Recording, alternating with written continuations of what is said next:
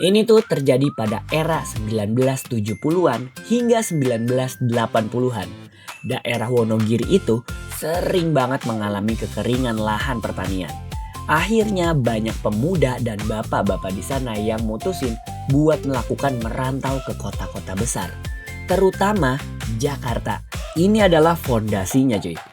Mie yang bagus itu bukan cuma tepung dikasih air. Mie ayam yang otentik memakai tepung terigu protein tinggi. Kandungan glutennya harus di atas 12%. Supaya apa? Supaya menghasilkan jalinan adonan yang kuat dan elastis. Tepung ini dicampur dengan telur. Biasanya telur bebek buat versi premium karena bikin mie lebih gurih dan warnanya kuning alami cuy.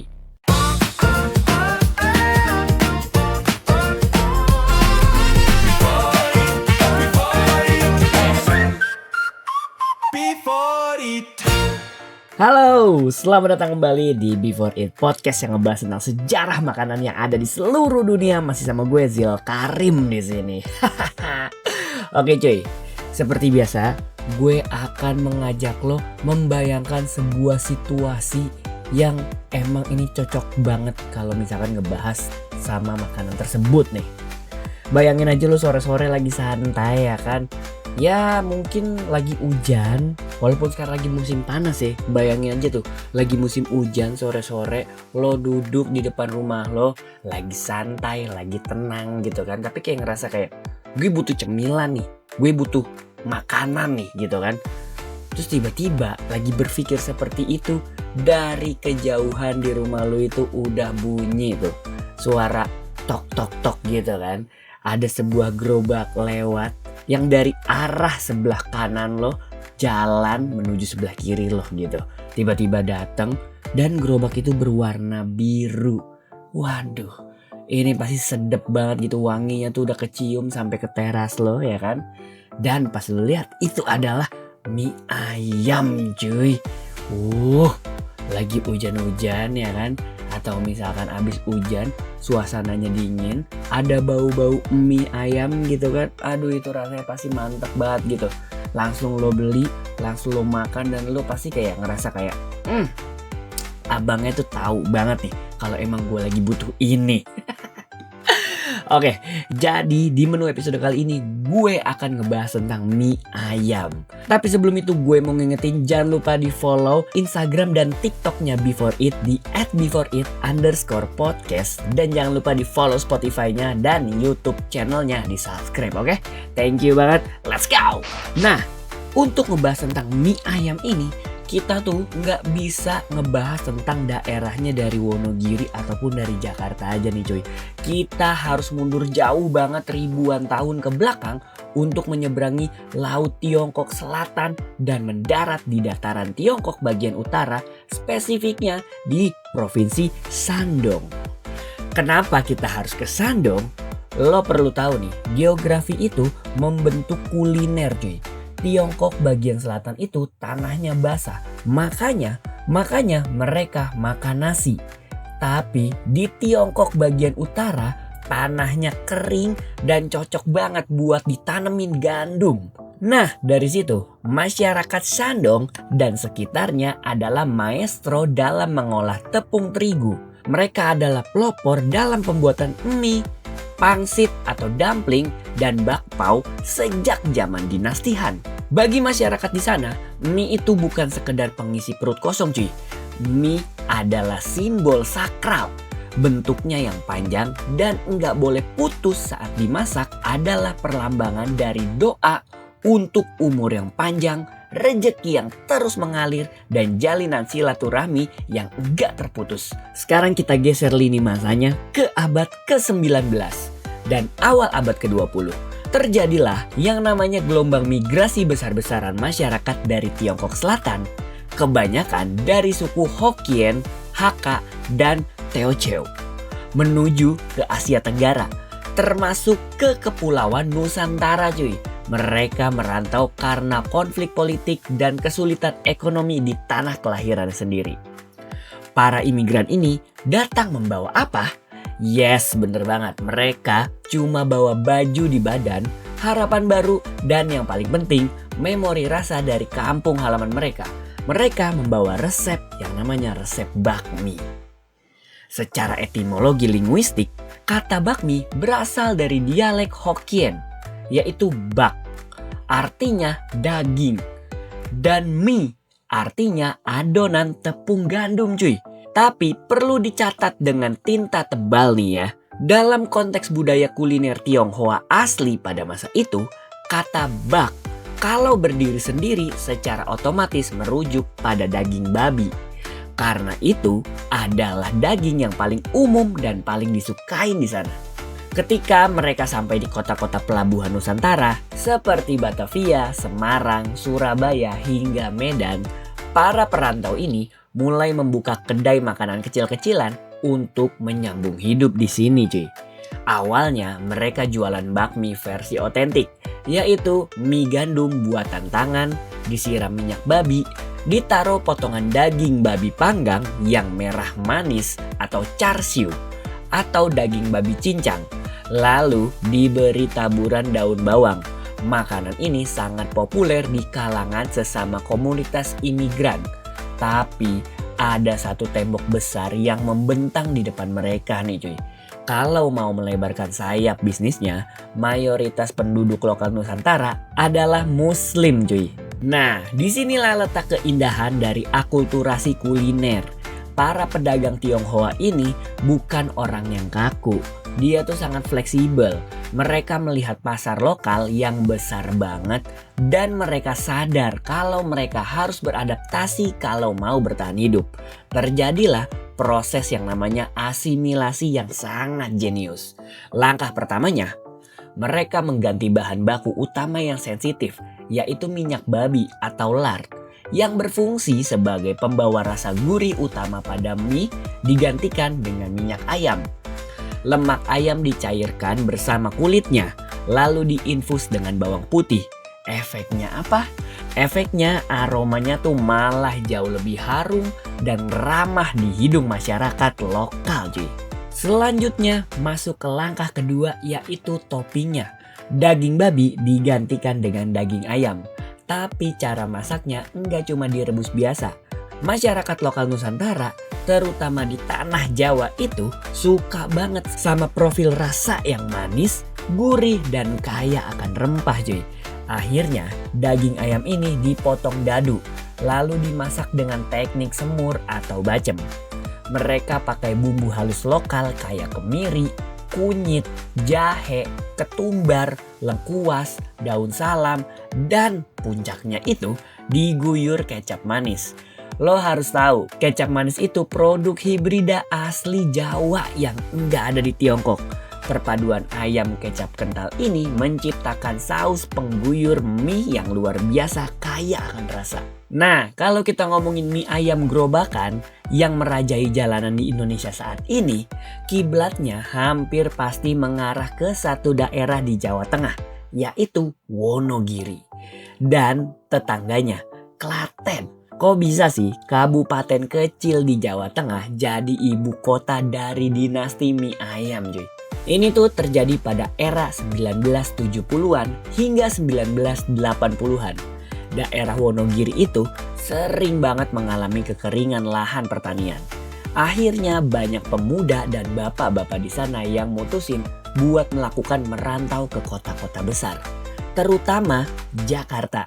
Di Jakarta, awalnya tuh mereka ikut kerja sama orang-orang Tionghoa yang jualan bakmi. Dari situ mereka belajar rahasia bikin mie yang kenyal, cara mengocok mie di saringan, dan cara bikin minyak berbumbu. Setelah ilmunya dapat, orang-orang Wonogiri ini memodifikasi rasanya agar makin jowo. Kuahnya dibikin agak manis, ayam kecapnya dibikin melimpah dan kental, dan mereka mulai menjualnya sendiri pakai gerobak pikul, gerobak keliling, dari kampung ke kampung, dari gang ke gang di Jakarta. Mie ayam racikan orang Wonogiri ini meledak total cuy. Kenapa? Karena porsinya banyak, bikin kenyang, ya karbohidratnya pastinya padat cuy. Harganya sangat murah dan rasanya masuk banget di lidah orang-orang Jakarta yang heterogen. Sukses di kota rantau, Para pionir ini pulang ke kampung saat lebaran. Mereka bawa uang, bisa bangun rumah, bisa beli tanah. Pada saat itu juga tetangga-tetangganya pada melihat kesuksesan ini. Akhirnya gelombang berikutnya menyusul. Sistemnya adalah magang. Bawa keponakan, bawa sepupu, ajarin cara jualan, terus modalin gerobak baru. Makanya terbentuklah jaringan informal mafia mie ayam Wonogiri yang menguasai sektor kuliner kaki lima sampai hari ini. Nah, selanjutnya kita masuk ke sesi teknisnya nih. Kita akan membedah anatomi mie ayam. Gokil nggak tuh? Yang pertama itu adonan mie. Ini adalah fondasinya cuy. Mie yang bagus itu bukan cuma tepung dikasih air. Mie ayam yang otentik memakai tepung terigu protein tinggi. Kandungan glutennya harus di atas 12%. Supaya apa? Supaya menghasilkan jalinan adonan yang kuat dan elastis. Tepung ini dicampur dengan telur. Biasanya telur bebek buat versi premium karena bikin mie lebih gurih dan warnanya kuning alami cuy. Sedikit garam dan yang paling krusial air abu atau air alkali. Air abu ini gunanya buat apa? Dia menaikkan pH adonan yang bikin tekstur mie jadi lebih kenyal, nggak mudah lembek atau hancur pas direbus, dan ngasih aroma khas mie yang menggugah selera. Adonan ini dipres berulang kali, ditaburi tepung tapioka biar nggak lengket, terus dipotong tipis-tipis menjadi untayan mie. Karakteristik mie ayam yang sukses itu harus al dente, pas digigit. Ada sensasi perlawanan atau kekenyalan yang membal di lidah cuy. Nah, yang kedua adalah minyak bumbu. Ini adalah jiwanya. Kalau lo perhatiin abang mie ayam pas mau meracik makanan lo, hal pertama yang dia lakuin adalah masukin 1 sendok cairan bening keemasan ke dalam mangkok kosong. Itu adalah minyak ayam bawang. Jiwanya mie ayam cuy. Cara bikinnya butuh kesabaran. Kulit dan lemak ayam jantan dimasak dengan api yang sangat kecil atau slow render. Sampai minyaknya keluar semua dan kulit ayamnya jadi garing. Di tengah proses mereka masukin bawang putih cincang yang banyak, jahe geprek, dan kadang ketumbar atau kulit udang kering untuk kedalaman rasa. Minyak inilah yang akan mengikat rasa mie. Pas diaduk cuy. Di mangkok, minyak ini biasanya ditemani sama sejumput merica putih bubuk, sedikit penyedap rasa, dan kecap asin. Dan yang ketiga adalah topping ayam semur. Untuk tipe Wonogiren, daging ayam dipotong kotak kecil-kecil. Bumbunya tebel, bawang merah, bawang putih, kemiri sangrai, kunyit buat ngasih warna kuning keemasan yang cantik. Jahe dan ketumbar diulek halus. Bumbu ini ditumis sampai matang. Dimasukin potongan daging ayam dan seringkali tulang muda atau ceker buat penambah kaldu alami. Terus dikasih air, daun salam, serai geprek, dan dituangkan kecap manis dalam jumlah yang royal. Ini dimasak pelan sampai airnya menyusut dan berubah jadi saus kental berwarna coklat gelap yang aromanya luar biasa harumnya cuy. Yang keempat adalah kuah kaldunya. Kuah mie ayam yang bener itu bukan air anget dikasih garam cuy. Kuah itu harusnya dibuat dari sisa tulang karkas ayam atau chicken karkas yang direbus berjam-jam bersama daun bawang bagian putihnya, bawang putih goreng, dan sedikit jahe untuk menghilangkan bau amis. Hasilnya apa? Hasilnya adalah kuah bening tapi gurih alami dengan gelembung-gelembung lemak tipis di permukaannya. Nah, yang terakhir yaitu pelengkapnya. Ini adalah support elemennya cuy. Jangan lo lupain sayur sawi hijau atau caisim yang harus direbus pas. Enggak boleh kematangan sampai lembek. Harus tetap menyisakan tekstur kriuk segar saat digigit. Lalu taburan daun bawang segar yang diiris tipis, sambal cabai rawit merah rebus yang pedasnya menggigit, dan saus cabai gerobakan.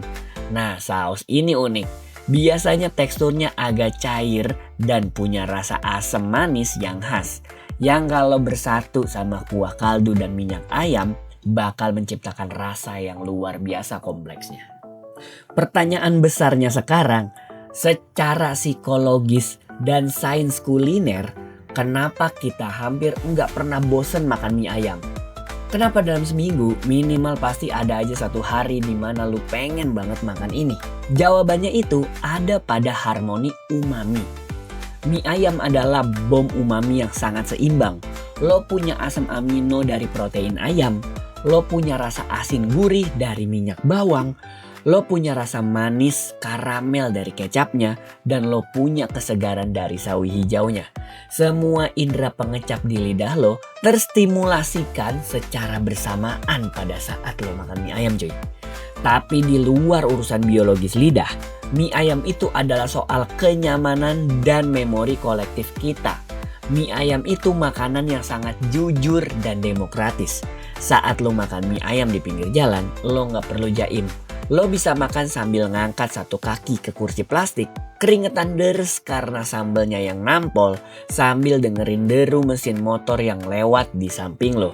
Di depan mangkok mie ayam, semua orang itu setara. Enggak peduli apa jabatan lo atau berapa isi rekening lo. Pas lo nyeruput mie itu, kebahagiaannya itu sama ratanya cuy. Mie ayam juga merekam memori masa kecil kita. Banyak dari kita yang pertama kali kenal mie ayam karena diajak bokap atau nyokap atau mungkin keluarga lain habis pulang sekolah atau jajan bareng temen-temen nongkrong pas duit saku lagi pas-pasan. Rasa semangkok mie ayam itu ngiket ingatan kita pada rumah, pada kampung halaman, dan pada masa-masa yang lebih sederhana pada saat itu cuy. Nah, dari mie ayam ini kita bisa tahu sebuah bukti nyata kalau akulturasi dua budaya besar yaitu Tionghoa dan Nusantara jika dipadukan dengan rasa saling menghargai dan kreativitas enggak bakal melahirkan benturan, melainkan melahirkan sebuah mahakarya kuliner yang abadi dan dicintai lintas generasi sampai saat ini cuy. Nah, terakhir gue pengen nanya nih sama lo. Lo tuh tipe pemakan mie ayamnya seperti apa? Yang diaduk dulu atau emang lu langsung makan? Biasanya itu langsung makan aja gitu, nggak pakai diaduk, langsung makan. Tapi ada juga yang diaduk dulu. Nah, lo tuh tipe yang kayak gimana? Lo bisa tulis di kolom komentar pada saat ini juga ya. Ya, terima kasih yang udah dengerin sampai detik ini, sampai menit ini. Nggak ngerasa kita udah ngebahas tentang mie ayam ini kan. Tadi udah gue jelasin dari awalnya. Ternyata bukan dari Wonogiri ataupun dari Jakarta ataupun dari yang lainnya. Lagi-lagi dari budaya Tionghoa yang datang ke Nusantara dan akhirnya memberikan sebuah referensi makanan dan akhirnya diinovasikan, dijadikan di sini kreativitas tanpa batas sampai detik ini masih tercipta. Itu dia. Dari dulu tuh udah kita diajarin tentang kreativitas dan saling menghargai. Bener banget ya kan? Dan mungkin sekarang lo bisa kalau ketemu abang-abang mie ayam lo punya rasa terima kasih sama mereka karena mereka udah melestarikan kuliner Nusantara ini yang dari zaman dulu sampai sekarang bisa tetap ada tuh. Masih muter-muter keliling rumah, masih mangkal di pinggir jalan ya kan. Lo harus punya rasa terima kasih sama mereka. Itu adalah cara melestarikan dengan abadi. Oke. Jangan lupa di follow Instagram dan TikToknya Before It di @beforeit_podcast, di follow Spotify-nya, di subscribe YouTube channelnya. Oke, mungkin cukup sekian di menu episode kali ini. Gue Zil Karim dan ini Before It karena setiap makanan punya cerita. Jangan lupa makan mie ayam. Bye-bye.